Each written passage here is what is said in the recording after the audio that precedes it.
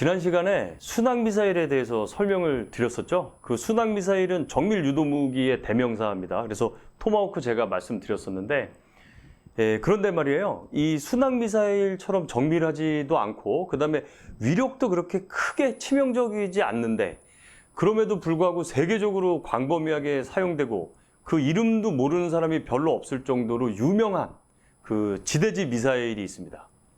네. 바로 구소련에서 개발한 스커드 미사일입니다.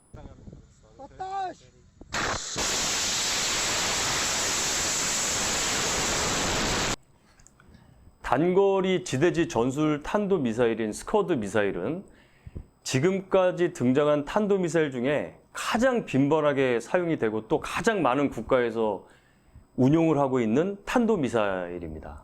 가장 많은 파생형이 존재하기도 하고요. 이 탄도미사일에서는 뭐 어떻게 보면 그냥 엄마격인 미사일이기도 합니다.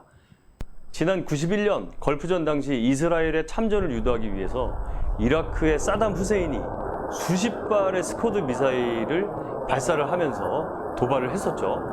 이때 미국이 배치한 패트리어트 지대공 미사일이 대부분 이 요격을 하면서 스커드 미사일의 체면이 구겨지기도 했었어요. 왜 스커드 미사일인가? 이 명중률도 형편이 없고요. 또 재래식 탄두를 장착한 스커드 미사일의 위력은 그렇게 크진 않습니다. 탄두에 2000파운드 이거 해봐야 사실 재래식 폭탄이다 보니까.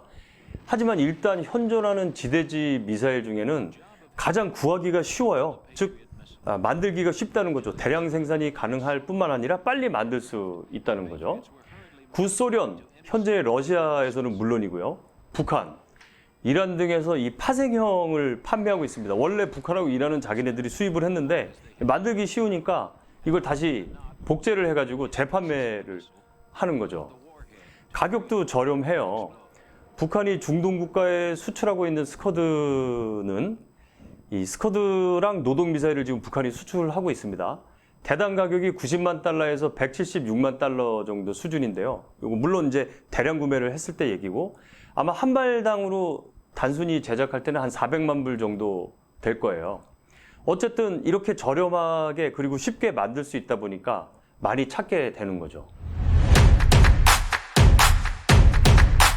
그러면 저 탄도탄 미사일을 방어하는 입장에서는 일단 발사하기 전까지는 탐지가 어려워요. 그 다음에 탐지를 한다고 해도 이 요격이 쉽지 않습니다. 왜냐하면 300km, 한 500km 정도 거리기 때문에 반응 시간이 얼마 안 되죠.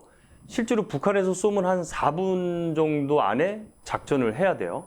그리고 그걸 반응하는 미사일이 이제 패트리어트 미사일인데 패트리어트 미사일 팩3의 경우는 한 발당 가격이 610만 달러 정도 합니다.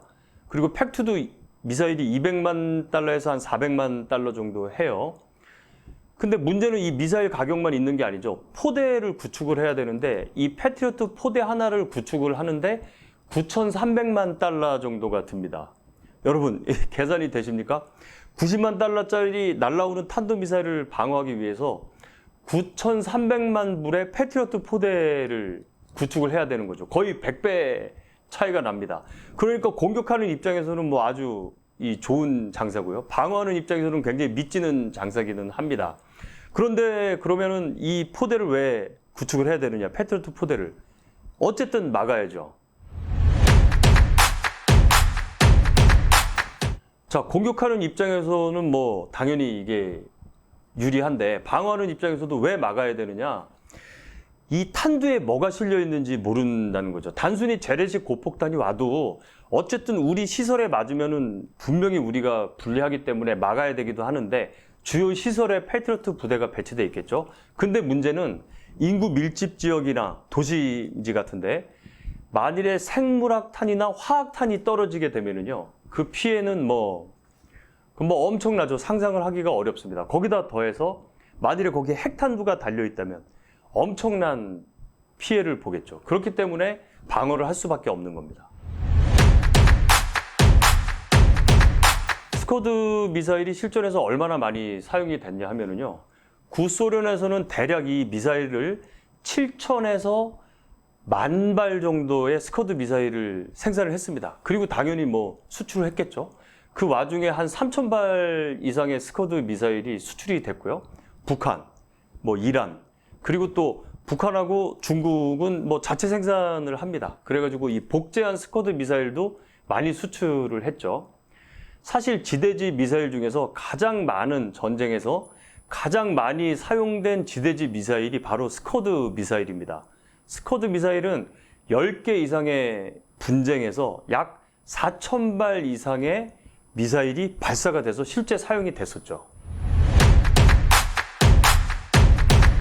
스커드 미사일이 실제로 사용된 주요 전쟁과 분쟁은요, 욤키프르 전쟁에서는 이집트가 이스라엘에, 그게 1973년인가 할 거고요. 그 다음에 이란 이라크 전쟁에서는요, 각각 상대국이 서로 스커드를 같이 서로 쏜 거예요. 이라크는 소련에서 수입을 했었고요. 이란은 중국하고 그 북한에서 파생형을 갖다가 가져와서 이 수입을 해가지고 쏘기도 했고, 리비아 보복 공격대, 요거 이제 엘도라도 협곡에 미국이 공격을 하니까 리비아가 미국에 대한 보복 공격을 했었죠. 근데 뭐 빗나갔어요, 다행히. 그리고 아프가니스탄 내전 같은 경우에는 이 공산 정부군이 무자헤딘 반군에게 1,700발에서 2,000발 정도를 사용을 합니다. 걸프전에서는 뭐 다국적군에게는 큰 위험이었었죠. 그 유명한 패트리어트 미사일이 등장을 하기도 되었고요. 그걸 알리는 계기가 됐지만 어쨌든 도심지로 쐈기 때문에 그 전쟁 당시의 국민들에게는 굉장한 공포였습니다. 이후에도 예멘 내전이라든지 뭐 리비아, 시리아 내전 같은 데서 이 스커드 미사일은 꾸준히 사용이 됐었습니다.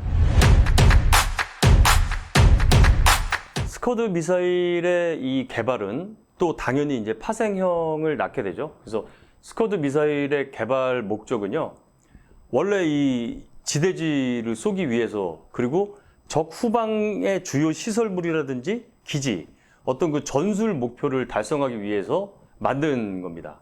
설계 자체가 2차 대전 때 독일의 이 V2 미사일을 바탕으로 한 거예요. 여러분 잘 아시겠지만 독일의 미사일 기술을 미국은 인력을 가져갔고 소련은 시설과 장비를 가져가서 각각 미사일 기술을 만들게 됩니다. 그러니까 어떻게 보면 이 미사일 기술의 원천은 독일이라고 할 수가 있겠죠. 이게 원형 공산 오차가 썩 좋진 않아요. 원형 공산 오차라는 것은 만일에 10발을 쏘면 5발이 표적에 도달했을 때 이 폭이 어느 정도 되느냐에 대한 개념인데, 쉽게 말하면 한 5차 정도라고 보면 되겠습니다. 스쿼드는 오차가 한 1km 정도 돼요. 그러니까 뭐 명중률이 썩 좋은 무기는 아니라고 할 수 있죠. 그런데도 불구하고 의미가 없는 게 아닌 것이 뭐냐면, 탄두에다가 생물학 무기나 화학 무기를 실었을 경우, 그리고 핵을 실었을 경우에는 그 파괴력이 엄청나기 때문에 1km 정도의 오차는 큰 문제가 없는 거죠. 이것이 바로 지대지 탄도 미사일의 아주 큰 매력 중에 하나입니다. 일단 가장 빨리 쏠 수가 있고요. 쏴서 재래식 무기로 이 타격을 해도 충분한 이 효과를 얻지만, 더 문제는 여기에 생물 무기나 화학 무기를 갖다가 인구 밀집 지역에 타격을 했을 때 그때 오는 이 파괴력 효과는 엄청나다는 거죠.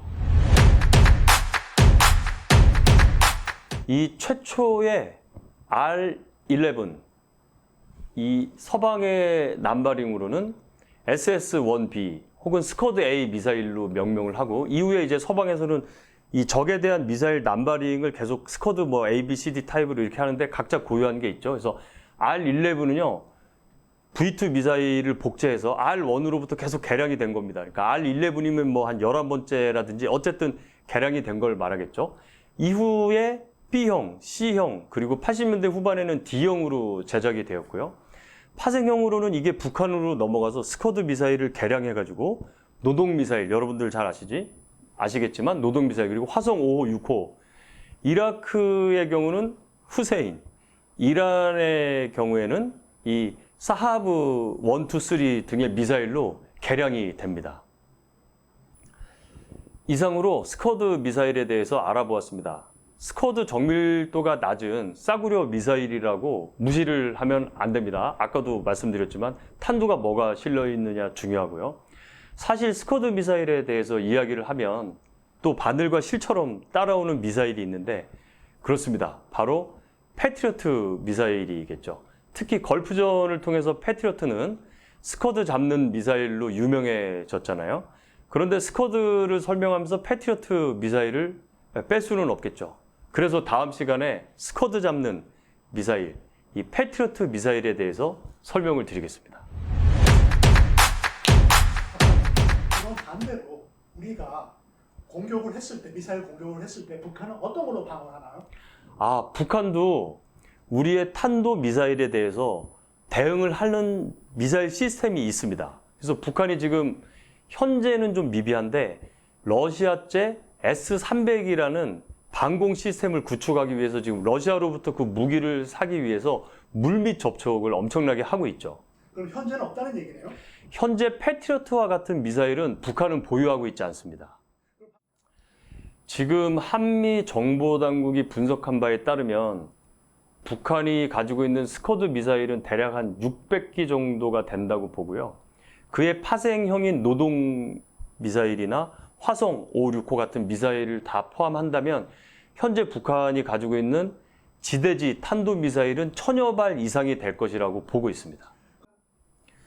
북한은 지금 국제사회에서 일어나고 있는 여러 분쟁 지역에 지속적으로 저 스커드 미사일 혹은 스커드를 개량한 미사일을 수출을 하고 있죠. 왜냐하면 북한 입장에서는 저게 주요한 수출 효자 품목이기 때문에 그렇습니다. 즉 외환을 벌어들일 수 있는 좋은 이 수단이기 때문에 계속해서 지금 개량을 하고 연구를 하고 수출을 하고 있습니다.